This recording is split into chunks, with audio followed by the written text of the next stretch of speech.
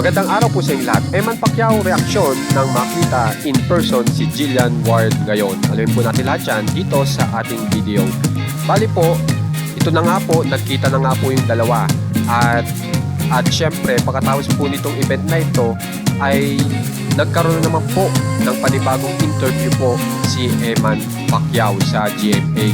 At nung matanong nga po si Manny Pacquiao, ano ba ang unang reaksyon ni Manny Pacquiao nang makita ito pong si Jillian Ward na napakagandang actress nga po, ay napasabi na lang po siya na talagang na-starstruck siya.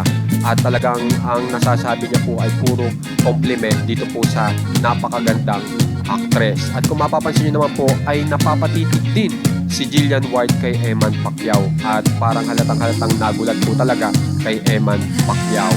Dahil alam naman po natin dito po sa nangyaring premiere po ay walang kaalam-alam si Jillian Ward na dadating pala si Manny Pacquiao.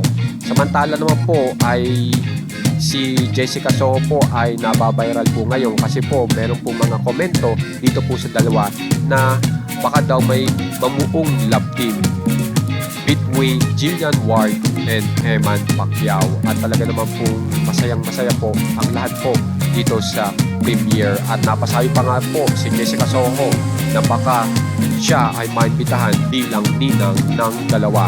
Kaya kabang-abang po ito pong dalawa, lalong-lalo na po si Manny Pacquiao na kung saan ay talaga pong legit na artista na dito po sa GMA.